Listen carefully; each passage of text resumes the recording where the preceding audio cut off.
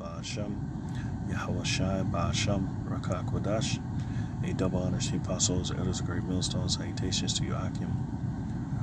That's pushing the work in truth and in sincerity. Your duty is not to defraud, but to liberate. All right.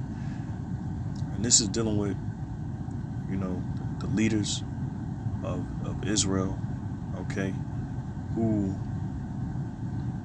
whose duty, all right, is to give Israel, the whole role, so to speak, the whole understanding of the scriptures, okay? And when you look at it, not all the so-called leaders of Israel are doing so. Now, we have perfect examples, and then we have really bad examples out there, And the perfect example, all right, are the ones that's warning and preparing our people for the things that's coming. And then you got those who wrest judgment, all right? These are the bad examples. They wrest judgment, all right? And they're not feeding Israel according to what the Lord is saying, all right? And it's a fine line, all right? It's not hard to see the difference, okay? And these people that's leading Israel are leading them as sheep to a slaughter, okay? And that's why the Lord is going to have to come and get rid of these so-called leaders, all right? Who is supposed to be, or whose duty is to liberate us by what? Giving us the full truth, okay? As the scriptures tell them to prepare us for the day of battle. And there's a certain spirit that they're supposed to be pushing, and they're not pushing that spirit, the solemn spirit, all right, the meek spirit. You got leaders who are all into themselves, who are all about vainglory, okay? And this is not about ourselves. We are stewards, all right? We are ushering in Yahawashai, okay? It's him that gets the glory before all right? So without further ado, only had a few precepts. Your duty is not to defraud, all right? And how do you defraud? All right, by not really giving us the full amount, the full truth, okay? And I want to go into that word really quick, Just something I wanted to put together in the spirit, man, while I'm here at work. So Lord willing, this app works. So let's go into the word defraud. All right.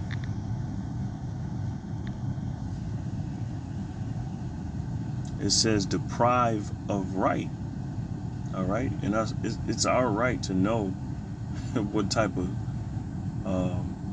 of spirit we're supposed to serve the Lord in. You see, you got these leaders out here, all right, who is making this ministry about something that it's not. All right, you got a lot of people here, okay, that believe that we're supposed to be here to live and get along and go along. And that's just not the case. This society is about to collapse on all levels. And we're supposed to flee from these times. We're supposed to flee from the corruption. All right? So deprive of right by deception. You see?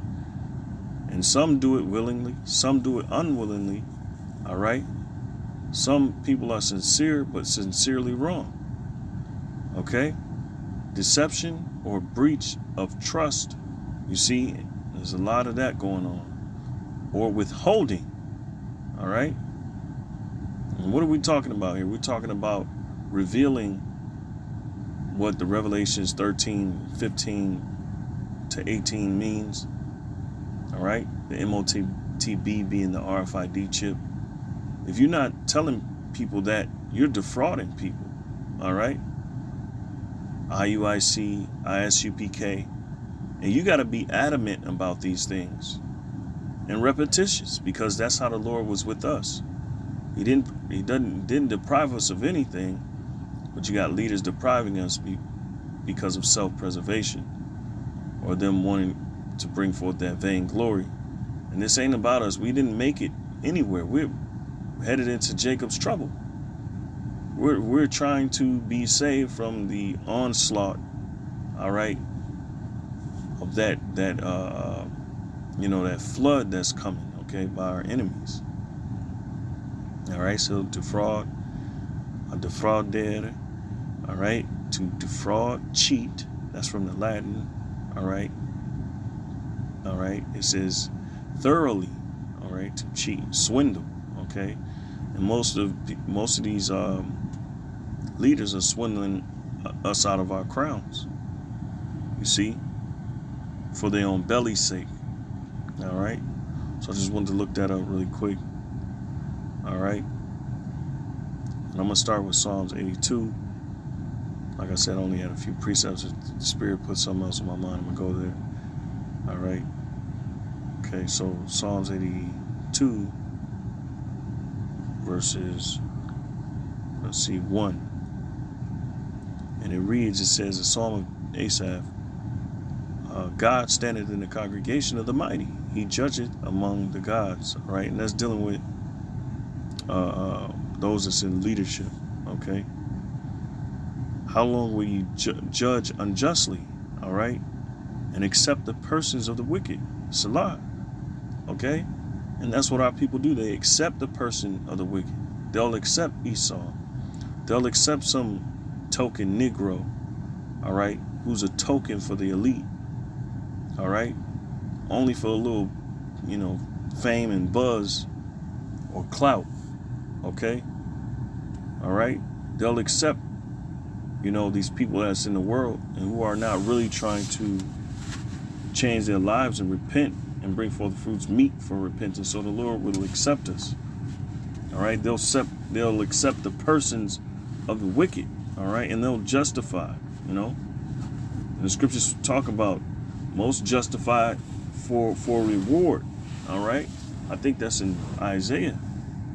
Okay, verse 3, it says, defend the poor, and this is your duty.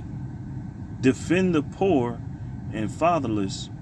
Do justice to the afflicted and needy, and that's our people. All right, we're the orphans. We're the ones that's, all right, the poor. All right, and afflicted. Okay, so what do we need? We need leaders who would turn us back to the Lord so that we may be healed.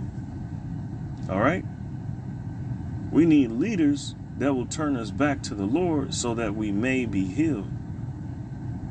Verse 4, deliver the poor and needy, rid them out of the hand of the wicked. How does a leader do that? All right, they give instruction. They tell us where to go, what to do, because of what? Their experience. But most of you dudes are just got experience in vainglory. All right, this is Isaiah 30 and 20. It says, and though the Lord give you the bread of adversity and the water of affliction, yet shall not thy teachers be removed into a corner anymore, but thine eyes shall see thy teachers. All right, so the Lord has put the teachers out here so that we may see them. Why? And thine ears shall hear a word behind thee, saying, this is the way, walk ye in it, when ye turn to the right hand and when ye turn to the left. All right, so we have instructors in the Lord, okay, all right, who are telling us the right ways to serve the Lord. Now, I did have a precept that I wanted to go into. It's the 2nd Esdras, the 15th chapter. And Salaki, my phone has been acting really stubborn, so, Lord willing, this is edifying, okay? So 2nd Esdras, all right, what was it? It was 16, because it gives you instructions on how we have to be in the times that we're headed into. And we don't want to be caught off guard because we were in the spirit of mirth or in a whole completely different spirit than we're supposed to be in. Okay? Because these men out here are deceiving. All right? Well, let's see what the scriptures say. Let's see what the scriptures say. All right? Let's see. Okay, what time do we live in? Okay? And the scriptures tell you that, you know, these people see all the different signs in heaven, but they can't tell that this is the end. I want to get that, all right? This is 2 Ezra 16, but I'm going to get this first. It says, behold, the plagues draw nigh, and are not slack, as when a woman with child in the 9th month bringeth forth her son with 2 or 3 hours, and her birth great pains compass her womb. Which pains, when the child cometh forth, they slack not a moment. Even so shall not the plagues be slack to come upon the earth, and the world shall mourn, and sorrows shall come upon it on every side. And we're in the culmination of that. All right, things are going to get way worse, but you got leaders who are pushing a certain spirit towards their following, and it's throwing them off. It's having them in a completely different spirit, and they're going to be held accountable for this. All right, now you can't say these men have been appointed to do these things. All right, but they still gonna have to deal with the repercussions that come behind. All right, what they're doing. All right. Okay, so verse 40. All right, so we know that sorrow's gonna be on every side because of all these different shortages, price hiking, due to inflation. All right, so these things are gonna get bad and only worse. And so what type of spirit are we supposed to be in? We're supposed to let this world go. And we're supposed to be pushing that spirit, the solemn spirit, the meek spirit, so that we don't get caught in the line of fire. All right, with those that's proud and haughty. Verse 40, O my people, hear my word, make you ready to the battle. Thy battle, what? Thy battle, all right? It's a battle, it's our battle, it's Jacob's trouble. Jeremiah 30:7, Revelations 3:9, all right, and 10. Okay, along with 2 Ezra 16:17, all right, 2 Ezra 15, okay, all of these things, man, all right. It says, "O my people, hear my word, make you ready to thy battle, and in those evils be even as pilgrims upon earth." And what's a pilgrim? Because we're being told that we're supposed to be buying land. We're being told that we're supposed to be doing all these things. All right? And it's opposite of what the instructions are through the spirit of the scriptures. All right?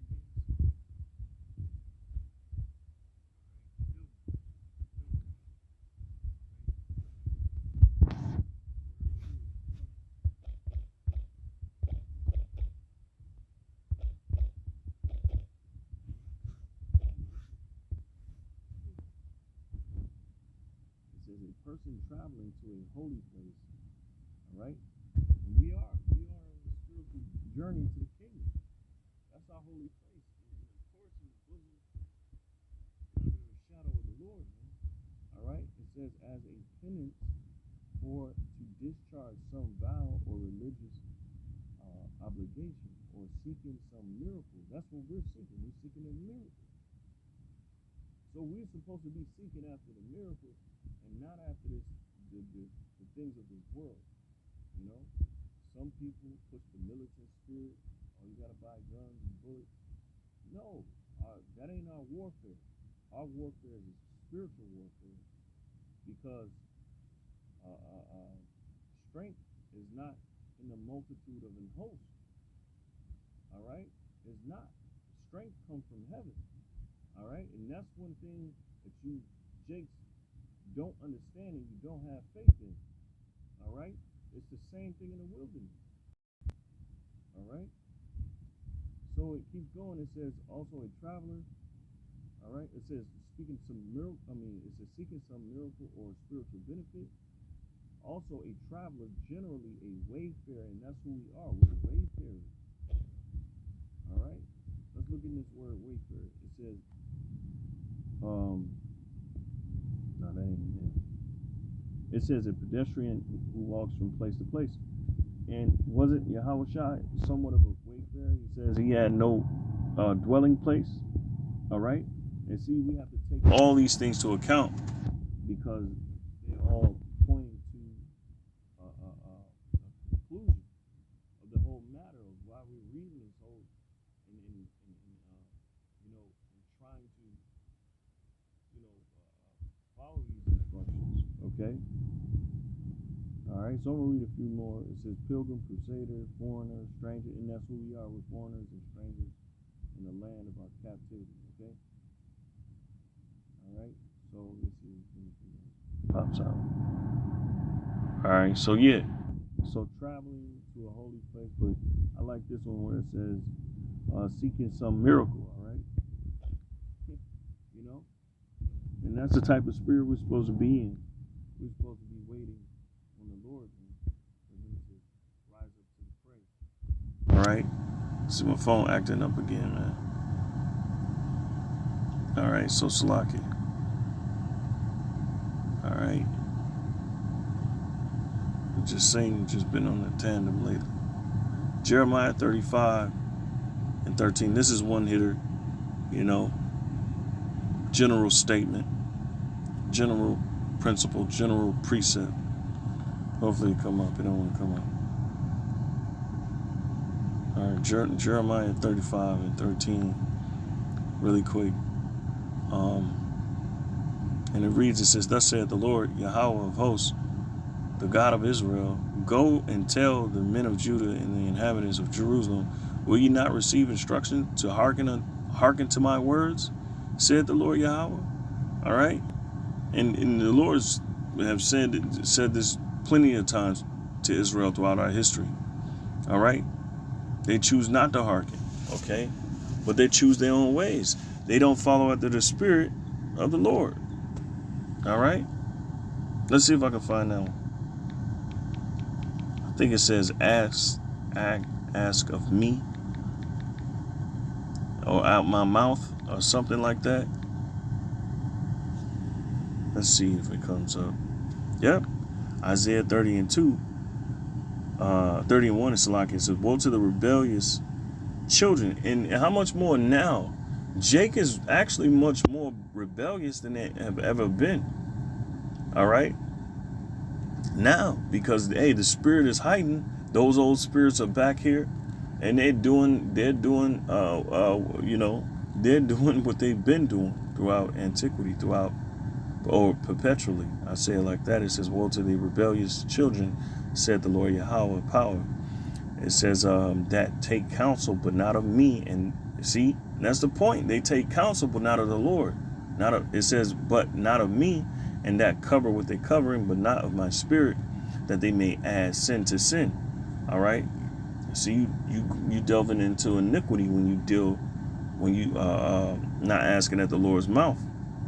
Oh, Salaki is going to say it, I think. Yep. Right. So you take counsel, but not of the Lord. All right. So you leaning upon your own understanding, and the scriptures tell you that. That's one of the most basic principles. All right. It says that walk to go down into Egypt, and have not asked at my mouth to strengthen themselves in the strength of Pharaoh, and to trust in the shadow of Egypt. You see? And they trust in this place. All right. They trust in the standard of this place. Okay. And this is spiritually Egypt. America is spiritually Egypt. All right. And Egypt goes back to bondage. Okay. So Wisdom of Solomon 6. I'm at the go ahead and get back to work in a second. I ain't got much time. So this is Wisdom of Solomon chapter 6 verse 1. And it says, hear therefore, O ye kings, and understand, learn ye that be judges of the ends of the earth. Give ear, ye that rule the people, and glory in the multitude of nations, for power is given you of the Lord. and sovereignty from the highest, who shall try your works and search out your counsels. Because being ministers of his kingdom, ye have not judged right, nor kept the law, nor walked after the counsel of God. Horribly and speedily shall he come upon you, for a sharp judgment shall be to them that be in high places. All right?